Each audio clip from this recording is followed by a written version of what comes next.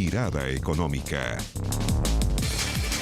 Hola, hola, ¿cómo les va? Bienvenidos a Mirada Económica. Llevamos prácticamente un mes de este 2021 y hay dos temas que han concentrado la discusión en materia económica. Uno, la reforma a pensiones, que lamentablemente queda para marzo, la discusión. Lo otro, el tema del empleo. A nivel nacional no han sido buenas noticias. A nivel del Gran Santiago, las noticias son un poquito más alentadoras. Para profundizar en dos temas que son columna vertebral de la discusión económica este año, ya estamos en contacto con David Bravo, director del Centro de Encuestas y Estudios de la Universidad Católica. David, bienvenido a Canal 24 Horas, a Mirada Económica. ¿Cómo te va? Hola, ¿qué tal, Andrés? A ver, David, partamos por el tema de pensiones, un tema que queda para marzo, una discusión que es urgente, la hemos conversado cuántas veces, David, y al parecer la discusión lamentablemente está separada. Volvemos a la discusión que teníamos hace algunos años con un grupo, con la oposición que quiere el aumento de cotización, todo para un fondo solidario. Del otro lado se quiere todo lo contrario, como que seguimos entrampados en el mismo lugar, ¿no, David? Lamentablemente la misma historia, y pareciera ser que el final de esa historia también es conocido. Es decir, un avance que va a ser nulo probablemente en el último año de gobierno. Esto ya lo vivimos antes también, en el gobierno anterior. Los mismos temas son los que están en disputa. Y bueno, probablemente un último año de gobierno en el que es muy difícil, por las elecciones que hay además, que esta reforma se materialice. La salida del ministro Briones simplemente, a mi juicio, es como como un sello que coronó... ¿Como un balde de agua fría, como se hace en el fútbol? Es una mala noticia, pero tal vez simplemente vino a reafirmar que no va a haber novedades este año. Y lo que sí vamos a tener es hablar mucho, porque de eso sí se sigue hablando, ¿cierto? Vamos a hablar mucho de esto, y lamentablemente, o sea, ojalá esté muy equivocado, lamentablemente vamos a tener a la oposición, ¿cierto? Haciendo básicamente declaraciones, al gobierno haciendo declaraciones. Esto va a ser muy a la galería, pero lo que tendrían que haber hecho hace rato es haberse sentado y puesto de acuerdo, digamos, porque estuvieron bastante cerca. Esto no solamente nos recuerda lo que pasó en el último año del gobierno de la presidenta Bachelet, también nos recuerda lo que pasó justo exactamente en enero del año pasado, cuando se acercaron mucho las posiciones, sí, y estuvieron muy cerca de llegar a un acuerdo, y finalmente decidieron que esto pasaba para marzo, y sabemos que en marzo no ocurrió nada. Sí, tú dijiste recién, no creo que tengamos novedades este año. Estamos empezando el año. O sea, tú ves que el 2021, con el cronograma también que tiene este año, súper político, con muchas elecciones, ¿tú no ves que vaya a haber un acuerdo pese a que esté empezando el año? Sí, soy bastante pesimista al respecto. Porque es el último año de un gobierno. Es un año que tiene muchas, y además este año en particular tiene muchas elecciones. No es el mejor contexto para una reforma que requiere una mirada larga. Primer elemento. Segundo elemento, uno de los ministros claves que había empujado por el acercamiento de posiciones, etcétera, aunque no se materializó con éxito, sale, ¿cierto? Ahora. Y en tercer lugar, y más importante creo yo, está lo que ocurrió el 2020, que básicamente va a estar marcado por el desahorro, lo que significaron los retiros de los fondos. Los retiros salieron más de 30.000 millones de dólares de los fondos de pensiones.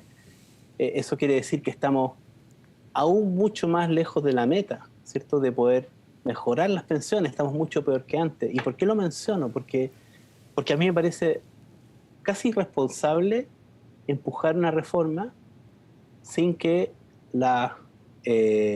los datos cambiaron, sin que esos nuevos datos estén incorporados en la discusión. ¿Qué discusión seria se va a poder hacer si no hay a mi juicio, un consenso que debería generarse respecto del deterioro que se generó a partir de los retiros? Y no he visto esos números, y no he visto tampoco que la Superintendencia de Pensiones, por ejemplo, que podría informar sobre esa materia, lo haya hecho todavía.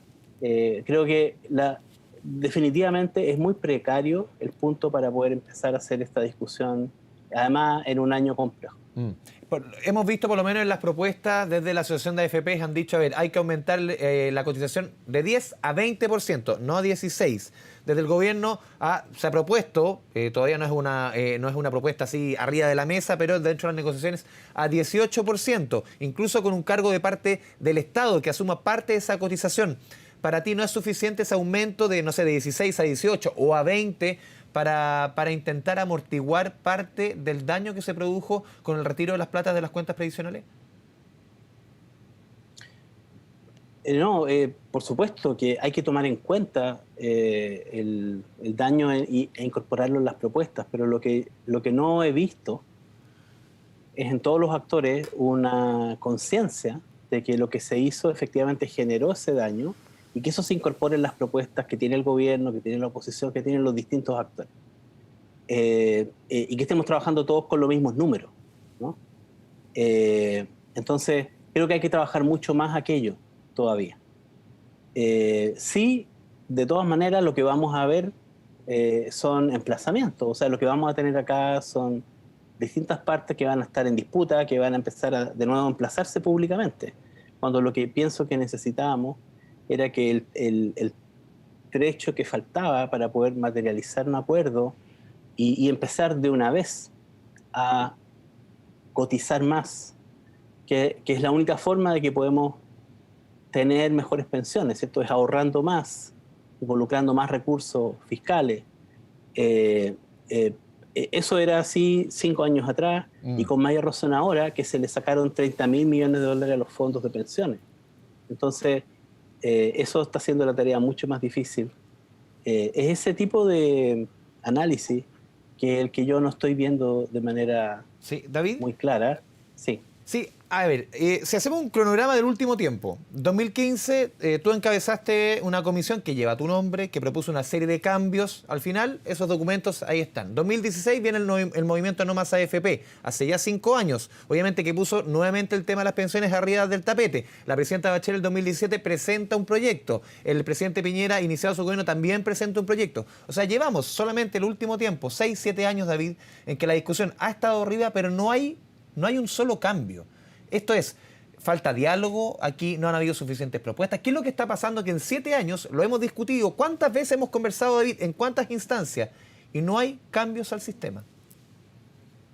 Mira, no solamente no hay cambio, Andrés, sino que estamos en una situación significativamente peor que la que estábamos en el año 2015, peor que la que estábamos en el año 2014. Si tuviéramos que volver a hacer el informe de la Comisión de Pensiones, tendríamos que constatar de manera fehaciente que las pensiones son más bajas que las que se estaban proyectando entonces, van a ser aún más bajas. Entonces la situación es aún más grave y ese convencimiento no lo veo. Es más, durante todo el año 2015 tuvimos a todos diciendo que la reforma de pensiones era urgente, con sus palabras.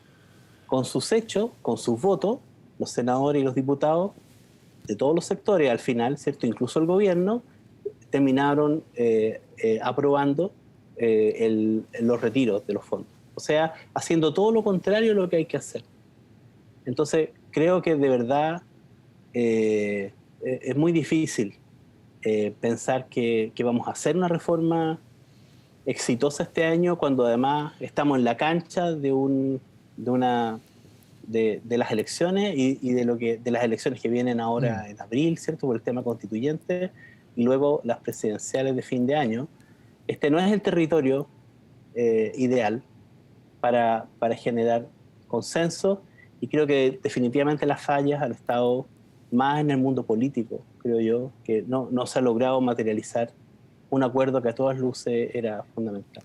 David, a ver, hace solo instantes, hace momentos, la presidenta del Senado, haciendo un balance de lo que fue el año legislativo, señaló que no descarta discutir un tercer retiro del 10%, lo acaba de señalar Adriana Muñoz, presidenta del Senado, si el gobierno no resuelve la situación de incertidumbre. ¿Cómo ves tú ese panorama que nuevamente se vuelve a discutir un tercer retiro, pese a toda la discusión que se ha instalado respecto al rol del Tribunal Constitucional, pero Aquí la pelota está del lado del gobierno que mejore las medidas o la situación o lo que venga a futuro en materia económica, o derechamente un tercer retiro, tal como fue el segundo o el primero, es inevitable, haga lo que haga la moneda. Bueno, es exactamente a esa noticia que tú acabas de dar, es a lo que me refiero. Es exactamente a esa noticia a lo que me refiero cuando digo que no están dadas las circunstancias para, para poder prever que se va a hacer una reforma. ¿Cómo se puede hacer una reforma de pensiones sustentable en el tiempo, que mire a las generaciones futuras, si al mismo tiempo las personas que tienen que hacerla pareciera ser que no ven la relación que existe entre algo tan evidente como es un retiro, que es lo que implica en términos de los ahorros de pensiones, y la reforma? Es como estar haciendo una discusión por cuerdas separadas. Eso creo que de verdad es muy grave, y por lo tanto, mientras los sectores políticos, ¿cierto?, en el Congreso y también el gobierno no reconozcan que los retiros les generaron un daño, los ya pasados, y con mayor razón si es que, bueno, vuelven estos retiros, ¿cierto?, a la discusión, lo único que se está haciendo es destruyendo cada vez más la posibilidad de tener un sistema de pensiones. Pensamos un sistema de pensiones que entregara pensiones más dignas, mejores pensiones. Eso definitivamente está cada vez mucho más lejos del horizonte. David, ¿cómo ves en este mismo escenario el rol que debiese cumplir Rodrigo Cerda Norambuena, el nuevo ministro de Hacienda, asumido durante esta semana, los últimos días? ¿Cuál debería ser su rol? Bueno, ministro de Hacienda en estas circunstancias tiene un rol muy complejo, un rol muy difícil, y creo que hay que desearle éxito. No es fácil lo que tiene por delante. Tiene, por un lado, que enfrentar la pandemia, ¿cierto?, con todos los desafíos que tiene esto asociado y desde el punto de vista fiscal. Por otro lado, también tiene que enfrentar esta discusión sobre la reforma de pensiones. Y al mismo tiempo creo que tiene que tomar la lógica del ministro de Hacienda anterior, que básicamente empujó por el diálogo. Eso me parece importante. Ahora, no basta con eso, ¿cierto?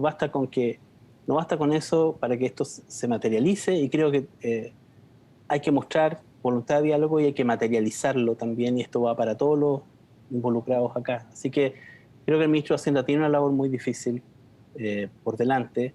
Sin embargo, pienso también que este es un tema del país, un tema de todo, no es un tema del gobierno. Quienes están en la oposición hoy día, ¿cierto?, probablemente pueden ser gobierno en unos meses más, y entonces van a necesitar el apoyo de la oposición. Entonces el diálogo hay que hacerlo, no se puede, creo yo, desechar simplemente.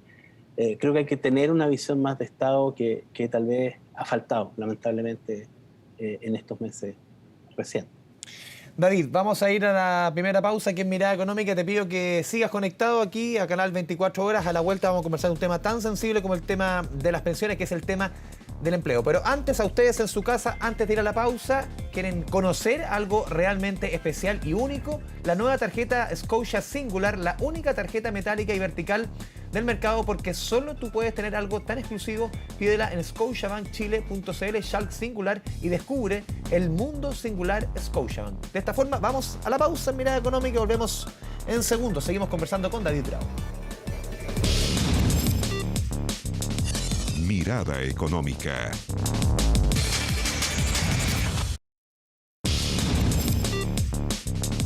Mirada Económica. Volvemos a Mirada Económica. Estamos conversando con el economista David Bravo, director del Centro de Encuestas y Estudios de la Universidad Católica. David, para volver con el tema del empleo, tú entregaste junto con este Centro de Encuestas de la Católica de Estudios Longitudinales la semana antepasada, hace más o menos 10 días, un estudio bien duro respecto a lo que está pasando en el empleo en Chile. Una recuperación que venía en ciernes, tiende a estabilizarse o caer un poco la recuperación en comparación con lo que veníamos los meses anteriores a raíz de la fase 2. ¿Cómo ves la situación hoy día del empleo en nuestro país? También tomando en consideración que esta semana tuvimos cifras de la Universidad de Chile que se ve una mejoría, pero tal como lo consignó tu estudio, en este caso no se estaba sumando por lo menos el retroceso a fase 2 en la región metropolitana.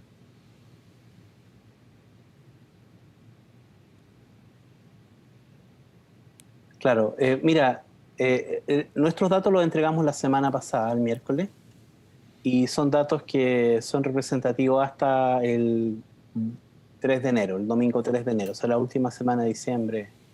Y la verdad es que lo que muestran es un empeoramiento en la región metropolitana.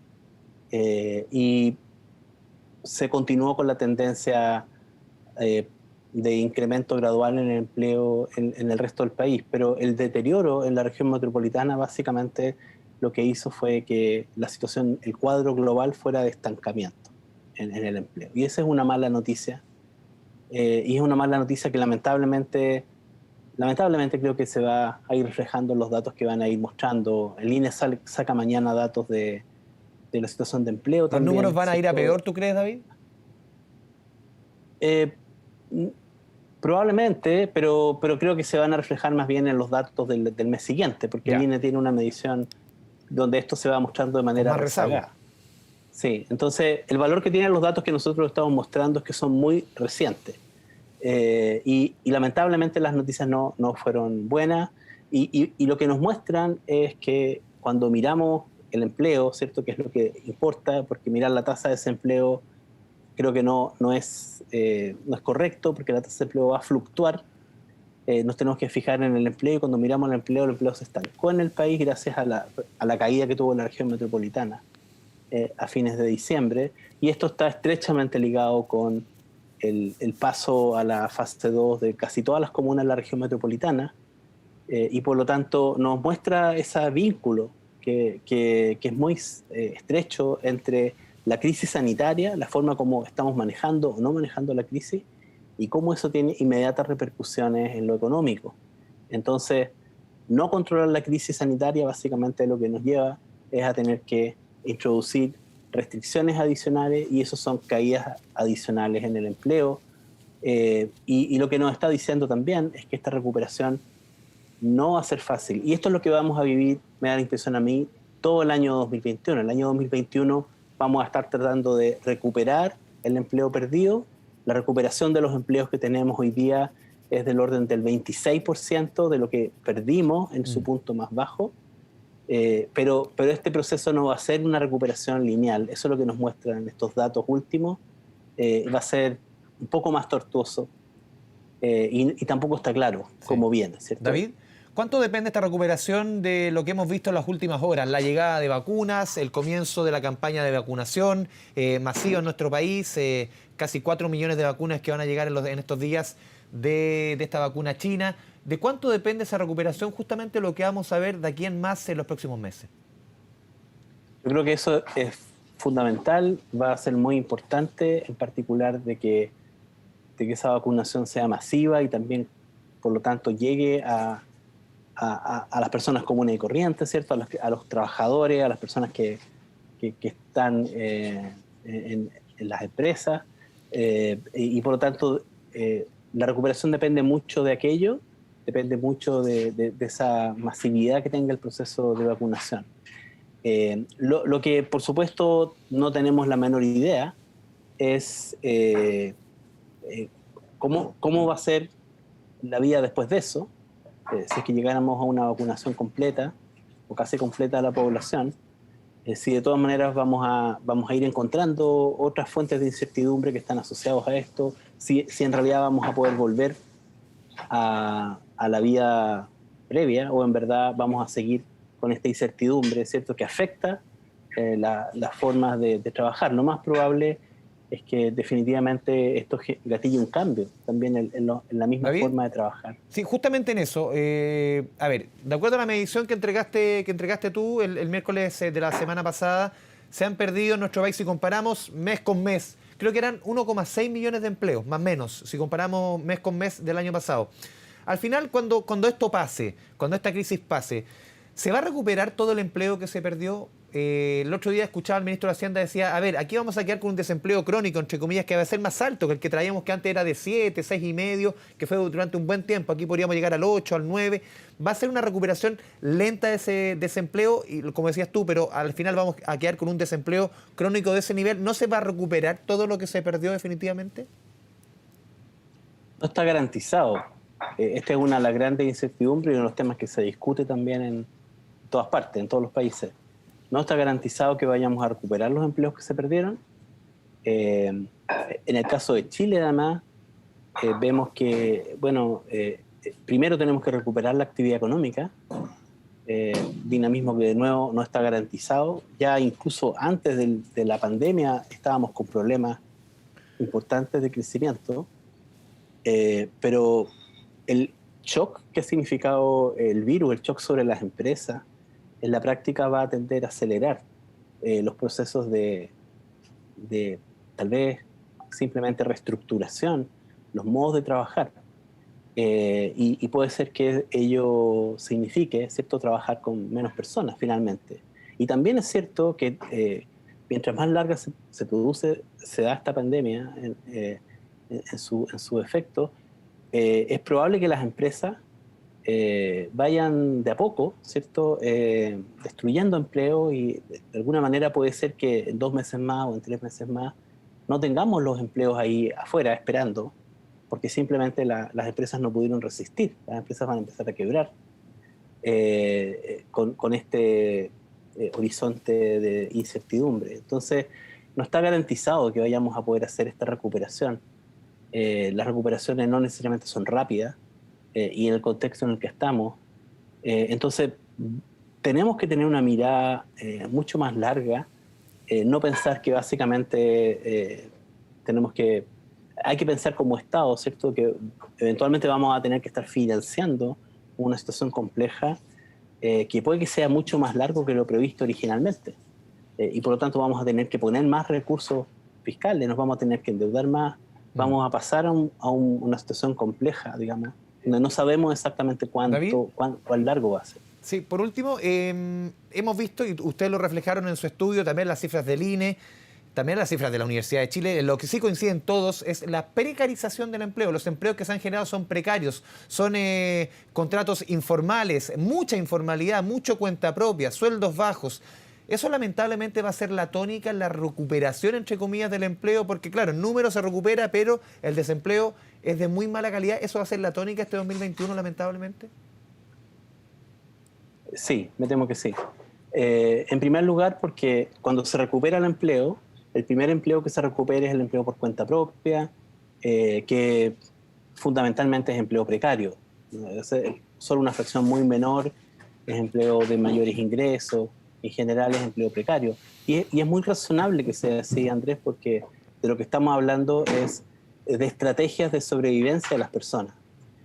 La masiva caída en los empleos significó caída en los ingresos, entonces los hogares tienen que sobrevivir. Y estos empleos son la forma más directa de tener ingresos. Entonces los primeros empleos que se generan después de cualquier crisis, y con mayor razón en este caso, son empleos que son mucho más precarios. En nuestros datos, de los 700.000 empleos que se han recuperado desde el punto más bajo de la crisis de julio, 460.000 son empleos cuenta propia, independiente, la mayor parte de ellos precarios. Y solamente 200.000 son empleos asalariados. 40.000 son empleos de trabajadores de casa particular que se recuperaron. Entonces esa va a ser la tónica para este año probablemente, y las herramientas de política que tenemos, los subsidios, que básicamente están dirigidos a empresas, ¿cierto?, a trabajadores en empresas. Y la extensión de la Ley de Protección del Empleo también, que lo anunció esta semana el gobierno. Y la Ley de Protección del Empleo, lo que de alguna manera ayudan es a formalizar, ¿cierto? Ponen los incentivos para que esos empleos formales se mantengan o bien se incentiven. Pero vamos a tener que estar mirando si es que en verdad vamos a necesitar ajustar aún más mejor, digamos, los parámetros de esos subsidios para que sean efectivos. No se pueden hacer milagros tampoco, digamos. Estos son incentivos, pero efectivamente deberían ayudar. Pero si efectivamente no están siendo lo suficientemente importantes, tal vez haya que poner ahí más recursos y cambiar algunos de esos parámetros de los subsidios. David Bravo, te agradecemos este espacio, esta conversación con Mirada Económica acá en las 24 horas. Mucha suerte, a cuidarse como siempre y un gran abrazo. Gracias a ti. Chao, chao. Vamos cerrando así Mirada Económica, Canal 24 Horas, todas las preguntas, sugerencias, @Mirada Económica, nuestra cuenta de Twitter, críticas, invitados que quieren que tengamos aquí en Canal 24 Horas, recibimos todas sus sugerencias. A ustedes sigan en la sintonía de nuestro canal de noticias. Chao, chao. Mirada Económica.